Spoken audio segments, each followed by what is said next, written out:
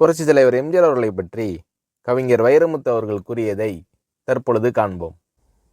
நன்றி மறவாத நல்ல மனம் போதும், என்றும் அதுவே என் மூலதனம் ஆகும் என்று பாடியவர் புரட்சித் தலைவர் எம்ஜிஆர் அவர்கள். அவர் இறந்து பல ஆண்டுகள் கடந்தும் அவரது பெயர் மந்திரமாக உச்சரிக்கப்படுகின்ற பெருமை எம்ஜிஆரை தவிர வேறு யாருக்கும் நிகழ்ந்ததில்லை. ஒரு சமூகமானது ஒருவர் இறந்த 7 நாட்கள் வரையோ அல்லது 3 மாதங்கள் வரையோ அவரை நினைத்திருக்கலாம். அடுத்த ஆண்டு நினைவு தினத்தன்று நினைப்பது என்பது கூட அரிதுதான்.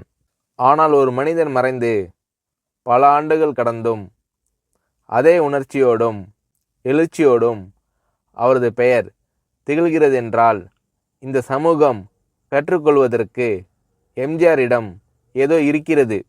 ஒரு மனிதனின் பெயர் மீண்டும் மீண்டும் சொல்லப்பட்டால் அவர் சமூகத்தில் இன்னும் பயன்பாட்டில் இருக்கிறார் என்று அர்த்தம்.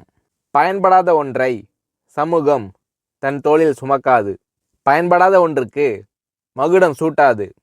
பயன்பாடு இருப்பதால் தான் எம்ஜிஆர் அவர்களை இத்தனை பேர் கொண்டாடி கொண்டிருக்கிறார்கள். இளைஞர்களும் கல்லூரி மாணவர்களும் எம்ஜிஆர் அவர்களின் வாழ்வில் கற்றுக்கொள்வதற்கு மிகப்பெரிய பாடங்கள் பல உண்டு. 5 ஆண்டு திட்டங்கள் போட்டது போல் 10 ஆண்டு திட்டங்கள் போட்டவர் எம்ஜிஆர் அவர்கள். 1917 பிறக்கிறார். 1947 அவர் முதல் படம் வெளிவருகிறது. 1957 நாடோடி மன்னன் தயாரிக்கிறார். 1967 அவர் சார்ந்திருந்த திராவிட முன்னேற்றக் கழகம் ஆட்சிக்கு வருகிறது. 1977 அவரே ஆட்சிக்கு வருகிறார். 1987 விடை பெறுகிறார். 10 5ஆண்டு திட்டம் போட்டு இந்தியா வளர்ந்தது போன்று 10 ஆண்டு திட்டம் போட்டு வளர்ந்தவர் எம்ஜிஆர் என்பதை நாம் புரிந்து கொள்ள வேண்டும். ஆரம்பத்தில் எம்ஜிஆர் அவர்கள் சந்தித்த அவமானங்கள் போன்று இன்னொருவர் சந்தித்திருந்தால் அவரின் வாழ்க்கை அன்றே முடிந்திருக்கும். அவமானங்களை எல்லாம் வெகுமானங்களாக்கி கொண்டு வளர்ந்தவர் எம்ஜிஆர். எம்ஜிஆர் அவர்கள் தான் நடித்த முதல் படத்தின் இயக்குனரிடம் தன்னை அடையாளப்படுத்தும் விதமாக தனது முகத்தை திரையில் ஒரு முறை காட்ட வேண்டுமென வேண்டுகோள் விடுத்தார். அதற்கு அந்த இயக்குனர், உன் முகத்தை காட்டும் அளவுக்கு நீ அவ்வளவு முக்கியமானவர் இல்லை என்று கூறி புறக்கணித்தார். ஆனால் அந்த முகம்தான் பின்னாளில் தமிழர்களின் நெஞ்சில் பச்சை குத்தி கொள்ளப்பட்ட முகம். அந்த முகம்தான் மறைந்தும் மறையாத திருமுகம். அன்று ஒரு இயக்குனரால் நிராகரிக்கப்பட்ட முகம் தமிழர்களை கவர்ந்த திருமுகம் என்று முத்திரை பதிக்க வைத்தது எம்ஜிஆரின் ஆற்றல். ஒருமுறை பேரறிஞர் அண்ணாவிடம் கேட்டார் எம்ஜிஆர் அவர்கள். அண்ணா, தேர்தல் நிதிக்காக நான் எவ்வளவு வழங்க வேண்டும் என்றார் எம்ஜிஆர்.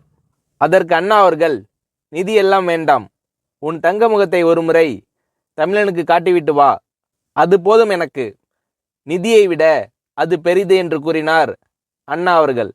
3ஆம் வகுப்பை தாண்டாத ஒரு மனிதன் தமிழ்நாட்டில் தமிழுக்கு பல்கலைக்கழகத்தை உருவாக்கினார்.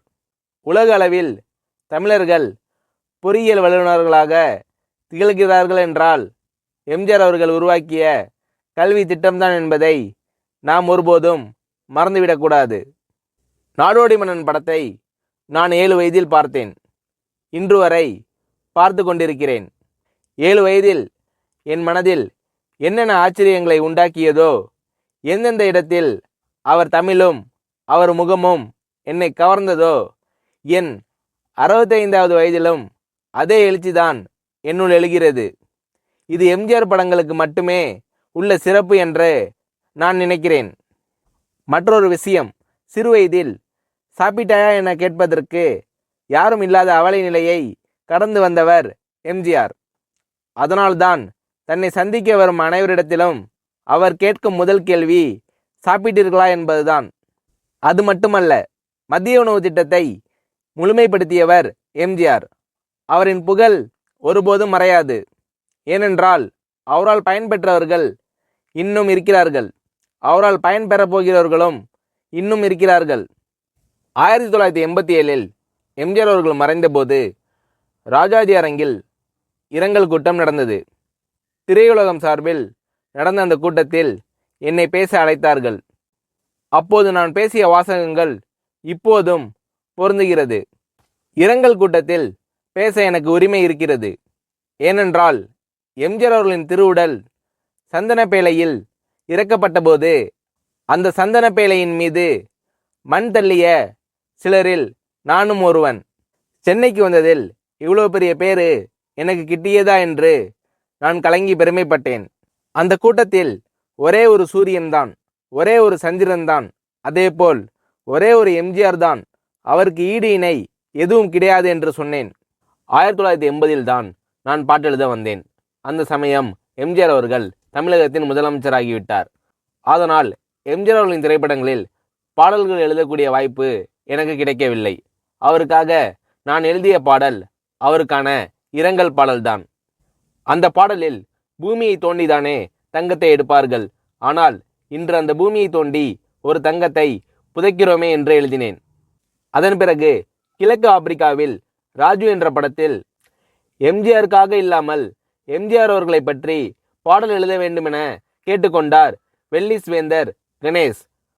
உடனே கணேஷ் அவர்களிடம் சொன்னேன், எம்ஜிஆர் அவர்கள் தராத வாய்ப்பை நீங்கள் எனக்கு கொடுத்திருக்கிறீர்கள் என்று சொல்லி பாடலை எழுதி கொடுத்தேன். அந்த பாடலை அவருக்கு நாங்கள் காணிக்கையாக செலுத்துகிறோம். நான் கலைஞர் கருணாநிதி அவர்களிடம் ஒரு கேள்வி கேட்டேன். எம்ஜிஆரை நீங்கள் பிரிந்ததற்காக அல்லது பிரிக்கப்பட்டதற்காக என்றாவது வருந்திருக்கிறீர்களா என்று கேட்டேன். அதற்கு கலைஞர் அவர்கள் சொன்னார், அது ஒரு வகையில் நல்லதாகிவிட்டது. ஏனெனில் எம்ஜிஆர் அவர்கள் மட்டும் பிரிந்து இன்னொரு இயக்கம் கண்டிராவிட்டால் திராவிட இயக்கம் இருக்க வேண்டிய இடத்தில் ஒரு தேசிய இயக்கம் வந்து ஆட்கொண்டிருக்கும். அந்த இடைவேளை உண்டாகியிருந்தால் திராவிட இயக்கத்திற்கு எதிரான இயக்கம் தமிழ்நாட்டில் வேரூன்றி இருந்திருக்கும். எம்ஜிஆர் அவர்களை பிரிந்து அல்லது பிரிக்கப்பட்டு வேறு இயக்கம் உருவாகியதால் அந்த இடத்தில் திராவிட இயக்கமே வளர்க்கப்பட்டது. இது எம்ஜிஆரால் கிடைத்த நன்மை என்று கலைஞர் கருணாநிதி அவர்கள் சொன்னார். தமிழின் புகழ் எப்படி மறையாதோ, காவிரி எப்படி தமிழர்களோடு கலந்து விட்டதோ, இசை எப்படி தமிழர்களுக்கு ஒரு அங்கமோ, அதேபோல் எம்ஜிஆர் என்ற பெயரும் தமிழர்களின் வாழ்வோடு கலந்துவிட்ட ஒரு திருப்பெயர். அவரின் புகழ் வாழ்க. எம்ஜிஆர் அவர்களது நல்லொழுக்கமும் நல்லெண்ணமும் நற்செயலும் பின்பற்றத்தக்கவை. எம்ஜிஆர் அவர்களின் பலத்தை மட்டுமே நான் கண்டிருக்கிறேன். அந்த பலன்களையும் நற்செயல்களையும் மனித நேசத்தையும் தமிழ் சமூகம் பின்பற்ற வேண்டும் என்று புரட்சித் தலைவர் எம்ஜிஆர் அவர்களை பற்றி கவிஞர் வைரமுத்து அவர்கள் கூறுகிறார்.